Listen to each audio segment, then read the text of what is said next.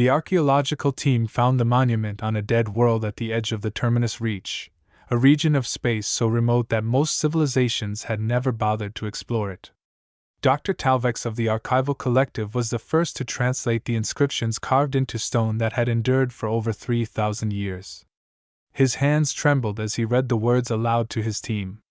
Here stands witness to the First Contact War. Here we record what we learned so that future civilizations may avoid our mistakes. We encountered a species called humanity. They were young, curious, peaceful. We believed them weak. We were catastrophically wrong. The inscription continued in dozens of languages, some extinct, all saying variations of the same thing. Do not wake the humans. Do not threaten them. Do not give them reason to remember what they were before they chose to sleep. We paid for our arrogance with 17 worlds and 40 billion lives. Learn from our extinction. Leave humanity alone. Talvex transmitted his findings to the Galactic Senate immediately. The response was not what he expected. Laughter. The Senate dismissed the monument as ancient propaganda. Humanity had been members of the Galactic Commonwealth for 200 years, and in that time they had been model citizens. Peaceful. Diplomatic. Content to manage their modest 12-world territory and participate in cultural exchange programs. They built hospitals, not warships. They sent teachers, not soldiers. They were harmless. The warnings were forgotten. And then the Kryllian Swarm arrived. The swarm came from beyond the galactic rim, a hive-mind species that consumed entire worlds to fuel their expansion. They hit the outer colonies without warning, overwhelming defenses through sheer numbers. Billions died in the first week. The Senate called emergency sessions. Military coalitions formed. Every major civilization mobilized their fleets. It was not enough. The swarm adapted faster than any conventional military could respond. They analyzed tactics, evolved countermeasures, and pressed forward with relentless efficiency. Within 3 months, 47 worlds had fallen. Refugee ships clogged the space lanes. Panic spread across civilized space. The Senate sent desperate requests to every member species, begging for additional forces, new weapons, anything that could turn the tide. Humanity sent a single message in response. We are handling this. Stay out of our way. Senator Arinder of the Valthian Accord read the message twice, certain there had been a translation error. Handling this? He said incredulously during the emergency Senate session. The humans have 12 worlds and a defense fleet designed for patrol duties. The Kryllian Swarm has consumed 47 civilizations. What exactly do they think they can handle? Perhaps we should inquire further, suggested Senator Zyphira of the Crystalline Convergence. The human delegation has been surprisingly quiet during this crisis. Because they have nothing to contribute, Arinder snapped. They are a minor species playing at relevance. We need real military power, not empty promises from. The chamber lights flickered and died. Emergency systems activated, bathing the massive Senate Hall in red alert illumination. Every holographic display showing fleet movements and casualty reports suddenly went dark, replaced by a single image. A human woman appeared on every screen. She wore black tactical armor marked with insignia that no one in the Senate recognized. Her face was scarred, her eyes cold, and when she spoke, her voice carried the weight of absolute authority. Attention Galactic Senate. This is Fleet Admiral Praxis of the Terran Expeditionary Force. By emergency provision Omega-7 of the Commonwealth Charter, humanity is hereby assuming command of all military operations against the Kryllian Swarm. All civilian vessels are ordered to retreat to designated safe zones. All military vessels will submit to Terran Strategic Command or withdraw from contested space. This is not a request. This is a statement of reality. Humanity is going to war. Get out of our way. The transmission ended. The Senate chamber erupted in outrage. This is insane, Arinder shouted. They cannot simply declare military authority over the entire Commonwealth. Actually, said a quiet voice from the human delegation section, we can. Ambassador Kale of Earth stood slowly. He was an older human, gray-haired and soft-spoken, known throughout the Senate for his patience and diplomatic skill. But something in his demeanor had changed. The gentleness was gone, replaced by something hard and unyielding. Provision Omega-7 was included in the Commonwealth Charter 200 years ago, when humanity joined, Kale explained. It grants Earth absolute military authority during existential-level threats. We have not invoked it before because there has never been an existential-level threat. Until now. You cannot seriously expect us to surrender command of our militaries to a species that has been peaceful for 2 centuries. Sci-Fi protested. We have been peaceful, Kale agreed. Past tense. That peace has ended. The swarm threatened human worlds. They killed human citizens. They woke us up. And now they are going to learn what the ancient warnings tried to teach you. What warnings? Irinder demanded. Kale pulled up Dr. Talvix's archaeological report. The monument, the inscriptions, the desperate pleas from extinct civilizations. These warnings, Kale said quietly. The ones you dismissed as myth. The ones that told you exactly what happens when you threaten humanity. We tried to move past our history. We tried to be the peaceful species you wanted us to be. We succeeded for 200 years. But the swarm made a critical mistake. They reminded us what we were before we chose to sleep. And what were you? Zyphira asked, though her crystalline structure was already refracting light in patterns that indicated fear. Survivors, Kale said simply. Earth did not produce diplomats and teachers naturally. It produced survivors who learned to fight every day for thousands of years. We evolved on a death world where everything tried to kill us. We spent 10,000 years perfecting the art of warfare. We built weapons that could crack planets. We developed strategies that ended civilizations. And then, when we finally reached the stars and saw what we could become, we chose to put all of that away. We chose peace. We chose to be better. He leaned forward, and every senator suddenly understood why humans had been so carefully diplomatic for 2 centuries. They had been restraining something terrible. But we never forgot how. Kale continued. We never destroyed the knowledge. We never deleted the weapons designs. We never disbanded the military infrastructure. We just mothballed it all and hoped we would never need it again. The swarm has made that hope impossible. So now you are going to see what humanity looks like when we stop pretending to be harmless. 3 hours later, the first reports came in from the contested systems. Admiral Irinder's flagship, the Valthian Supremacy, detected massive energy signatures emerging from human space. Dozens of them. Then hundreds. Then thousands. What are those readings? Irinder demanded of his sensor officer.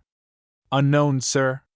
The energy output is consistent with capital ships, but the designs do not match any registered Commonwealth vessels. They are emerging from what appear to be hidden installations throughout human territory. On the main view screen, the impossible became visible. A human warship dropped out of faster-than-light travel, and Irinder felt his blood freeze. The vessel was enormous, 5 kilometers long, bristling with weapons that made Commonwealth firepower look primitive. It was followed by another. And another. And another. How many ships do they have? Irinder whispered. Sensors are detecting over 7,000 capital ships emerging from human space. The officer replied, his voice shaking. Sir, that is more tonnage than the rest of the Commonwealth combined. Where have they been hiding this fleet? They have not been hiding it. Kale's voice came through on the comm channel. They have been building it. Every human world has underground shipyards. Every human station has weapons development facilities. Every human colony has training centers for soldiers who have been preparing for this exact scenario since we joined the Commonwealth. We told you we chose peace. We never said we were unprepared for war. The human fleet moved with terrifying precision. They did not waste time on formations or displays of force. They simply identified swarm positions and attacked with overwhelming violence. The first engagement lasted 4 minutes. The swarm had fortified a system with over 10,000 ships, a standard tactic that had worked against every Commonwealth military force. The human fleet entered the system, launched a synchronized weapons barrage that turned the swarm vessels into superheated plasma, and then moved to the next target before the debris had stopped glowing. Impossible, Irinder breathed. How did they destroy that many ships so quickly? Because we have been fighting wars for 10,000 years. Admiral Praxis's voice came through the comm channel. And in all that time, we learned one critical lesson. Hesitation kills. Mercy is a luxury you earn after you have won. Right now, we are not interested in fair fights or honorable combat. We are interested in total annihilation of the threat. The swarm wanted to consume the galaxy. We are going to teach them what it means to be consumed. Over the next 72 hours, humanity demonstrated exactly what 200 years of peaceful preparation had created. The human ships moved faster than anything the Commonwealth had ever fielded. They coordinated with precision that suggested a hive mind level of communication. They deployed weapons that ranged from conventional kinetic bombardment to exotic technologies that violated several physics principles the Commonwealth had believed were universal. One particularly devastating weapon created localized temporal distortions that aged swarm ships 10,000 years in seconds, turning them to dust. Another generated gravitational shears that ripped enemy vessels apart at the molecular level. A third deployed billions of self-replicating nanomachines that consumed swarm ships and rebuilt them as human drones. This is a violation of the Weapons Convention, Senator Zyphira protested during an emergency session. Those technologies are banned under Commonwealth law. We signed the convention, Kao replied calmly. We agreed not to use those weapons against Commonwealth members. The swarm is not a member. Therefore, they are fair targets for every weapon humanity has ever designed, built, or imagined. And trust me, Senator, we have imagined some truly horrifying things. The swarm attempted to adapt, as they had adapted to every other military force. They analyzed human tactics. They evolved countermeasures. They modified their ships to resist human weapons. It did not matter. Humanity adapted faster. For every countermeasure the swarm developed, human forces deployed 3 new weapon systems the swarm had never encountered. For every tactical evolution, human strategists had already prepared responses. The ancient monument had tried to warn the galaxy. Humanity was dangerously good at warfare because they had spent thousands of years in constant competition with themselves. No alien species could match the innovation that came from a planet where nations had spent millennia trying to outthink, outbuild, and outfight each other. 6 weeks after humanity entered the war, the swarm was retreating. 8 weeks in, the swarm was fragmenting. 10 weeks in, the swarm was extinct. The human fleet pursued the swarm back to their origin point beyond the galactic rim and destroyed every single vessel, every single organism, every single trace of the species that had threatened to consume the galaxy. Then they deployed monitoring stations to ensure nothing like the swarm could emerge from that region again. Humanity did not take prisoners. They did not negotiate. They did not offer terms of surrender. They simply eradicated the threat with clinical efficiency, and then they came home. The Senate convened 3 days after the last swarm ship was destroyed. Every delegation attended. Every species wanted answers. Fleet Admiral Praxis appeared before them in person. She still wore her tactical armor, still bore the scars of combat, still carried herself with the absolute authority of someone who had just saved the galaxy. The swarm has been eliminated, she reported. All contested systems have been secured. All refugee populations are being returned to their homeworlds. Reconstruction efforts are underway. The threat is over. At what cost? Senator Irinder asked quietly. How many human lives were lost in this campaign? 147,000, Praxis replied. Mostly from the initial swarm attacks on our outer colonies. Combat casualties during the campaign were minimal. Minimal? Zyphira echoed. You destroyed an entire species that had consumed 47 civilizations. How is that possible? Because we did not fight fair, Praxis said bluntly. We did not honor their tactics or respect their strategies. We identified the most effective way to kill them and then we did it repeatedly until they were extinct. That is how humans fight wars. We do not seek glory or honor. We seek victory and survival. Everything else is irrelevant. She turned to address the entire Senate. For 200 years, humanity has been a model Commonwealth member. We participated in your culture. We followed your laws. We contributed to your society. We did this because we genuinely wanted to be better than what we were. We wanted to prove that a species from a death world could evolve beyond violence. And we succeeded. We became the peaceful civilization you wanted us to be. She paused, and the chamber fell silent. But peace is a choice, not a nature. We chose peace because we knew what the alternative looked like. We had lived it for millennia. We had perfected it to an art form. And we knew that if we ever went back to that, we would become something the galaxy should fear. The swarm forced us to make that choice. They attacked our worlds. They killed our people. They gave us no option but to remember what we were before we chose to sleep. Praxis gestured to the holographic displays showing the aftermath of the war. Dozens of star systems cleared of swarm presence. Millions of lives saved. A galaxy secured. This is what happens when you wake up humanity, she said quietly. This is what the ancient warnings tried to tell you. We are not naturally peaceful.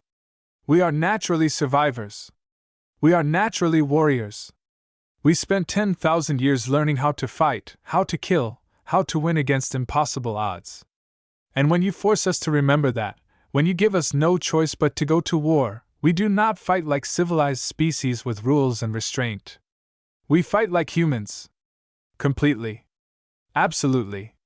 Without mercy or hesitation until the threat is eliminated. Senator Arinder stood slowly. What happens now? Will humanity remain in this state? Will you continue to operate your military at full capacity? No, Praxis said. The threat is eliminated. We are returning to peacetime protocols. The fleet is being mothballed again.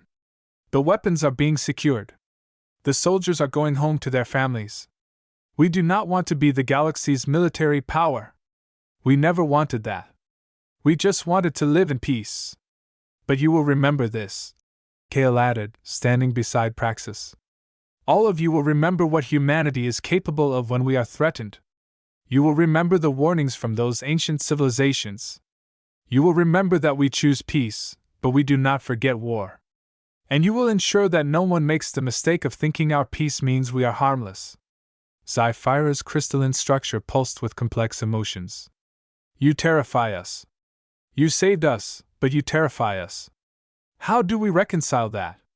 The same way we do, Praxis replied. By understanding that strength and kindness can coexist. That the ability to destroy and the choice not to destroy are what define civilization. We could have become conquerors.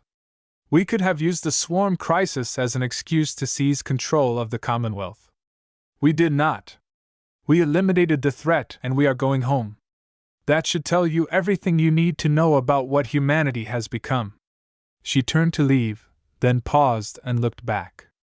But it should also remind you of what humanity could be again if you force us to make that choice. Remember the warnings. Remember the swarm. Remember that we saved you this time. Make sure we never have a reason to regret that choice. 3 months later, Dr. Talvex stood before the ancient monument again, but this time he was not alone. Hundreds of archaeologists, historians, and cultural specialists from across the galaxy had come to witness what he had found. The monument had been restored. The inscriptions had been translated into every major language. And beneath the ancient warnings, humanity had added a new inscription. We heard your warnings too late to save you. We will ensure future generations hear them in time to save themselves.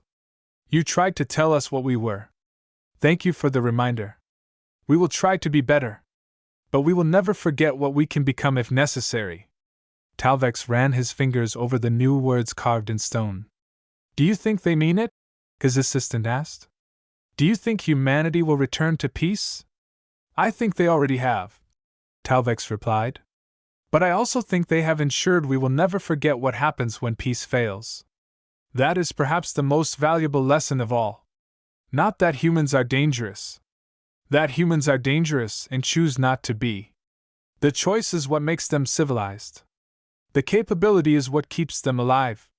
He looked up at the monument, at the warnings from civilizations long dead, at the promise from humanity to remember their sacrifice.